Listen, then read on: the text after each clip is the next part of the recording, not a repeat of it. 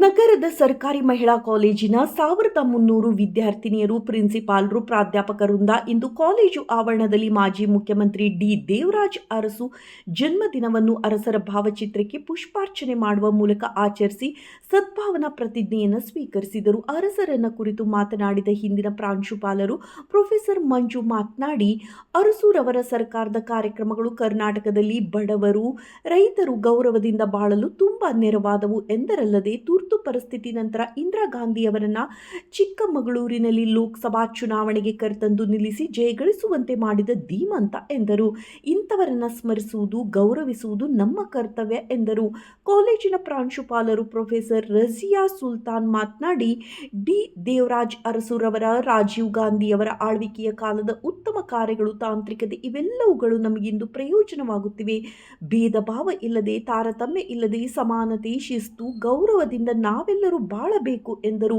1300 ವಿದ್ಯಾರ್ಥಿಗಳಿಗೆ ಸದ್ಭಾವನಾ ಪ್ರತಿಜ್ಞೆ ಬೋಧಿಸಲಾಯಿತು.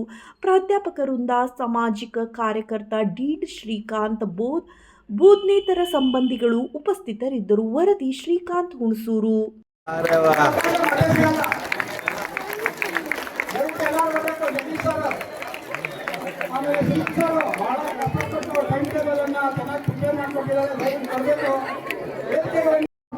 ಆವಾಗ ಸೆಕೆಂಡ್ ಡೇ ನಾನು ಸ್ವಲ್ಪ ಸಿಟ್ಟು ಮಾಡಿದೆ, ಸ್ವಲ್ಪ ಅಲ್ಲ ಜಾಸ್ತಿನೇ ಮಾಡಿದೆ.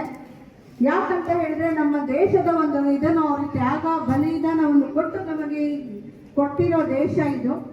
ಇವತ್ತು ಸಹ ನಾವು ಒಂದು ಆಚರಣೆ ಮಾಡ್ತಾ ಇದ್ದೀವಿ. ಅರಸರು ಮತ್ತು ರಾಜೀವ್ ಗಾಂಧಿ ಅವ್ರದ್ದೇ ಆದ ಒಂದು ಇದರಿಂದ ನಮ್ಗೆ ಎಲ್ಲವೂ ಸಹ ಅವ್ರು ಬಿಟ್ಟು ಹೋಗಿದ್ದು ನೀವು ಎಂಜಾಯ್ ಮಾಡ್ತಾ ಇದ್ದೀರಾ.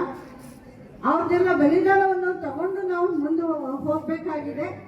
ಆ ನಿಟ್ಟಿನಲ್ಲಿ ನಡೀತೀವಿ ಅಂತ ನಾವು ಪ್ರಮಾಣ ವಚನವನ್ನು ಸಹ ನಾವು ಮಾಡಿದ್ದೀವಿ.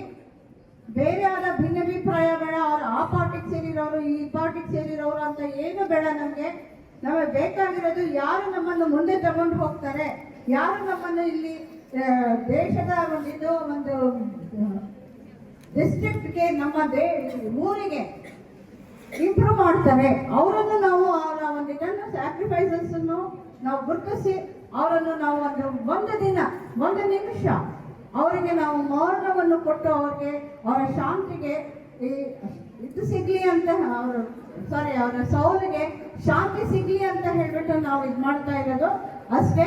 ಯಾವುದೇ ಆದ ಇದನ್ನು ಬೇಡ ನಮ್ಗೆ ಇವತ್ತು. ಆಯ್ತಾ?